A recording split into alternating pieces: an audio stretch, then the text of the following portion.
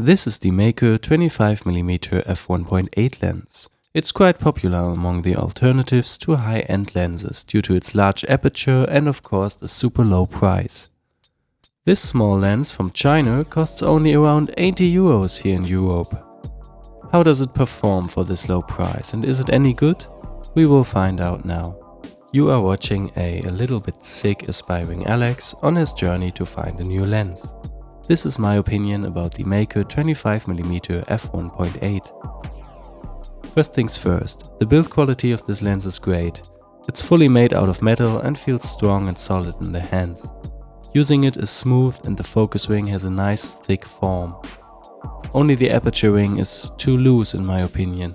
I often found myself readjusting the aperture because it changed while the camera was in my backpack. Because it's not clicked as well, I have to double check it every time before taking a picture, since it basically always changes a bit and there's no physical reference.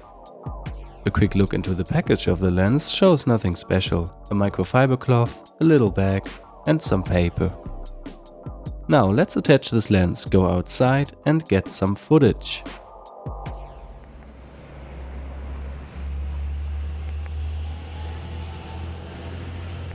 All in all, I have to say that I'm very pleased with the image this lens produces. I love how little light it needs. Even in low light situations I can shoot with a low ISO. The 25mm seem to be close what I see with my own eyes in real life. For me that makes it easy to decide what I want to capture without having to look through my camera. What I see for myself is what I could get a picture from. Very practical. The lens is definitely a pleasure to use with its smooth and thick focus ring and can deliver nice results. The emphasis is on can though, because in my experience the aperture has to be at least 2.8 to be acceptable.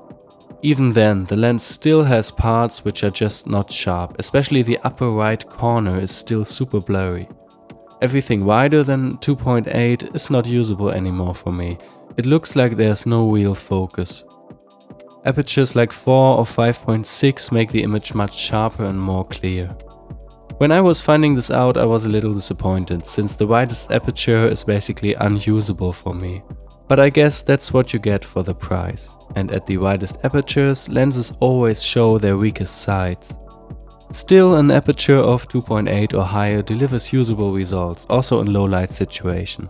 And in my humble opinion, cranking the ISO up is not a bad thing, as long as the automatic noise reduction by your camera is turned down. It can give images a nice grainy film look and will still look sharp and much better than shooting blurry footage with a wide aperture. Despite this, the lens produces a nice image, and I especially love the bokeh or the background blur this lens produces. In conclusion, I can recommend this lens, but I would also say that it's basically a f2.8 lens, since everything wider will not be sharp anymore. Otherwise, the Meike 25mm f1.8 is good. And if you don't mind setting and checking the aperture often during a shoot, this lens is definitely worth a buy and will last you for a long time. That's everything for this review. However, I also reviewed and compared the Meike 28mm f2.8 lens, which is very similar in terms of specs. In reality though, it turned out to be surprisingly different. So if you're planning to buy one of these lenses, you should definitely also check out my other review, as well as my comparison video.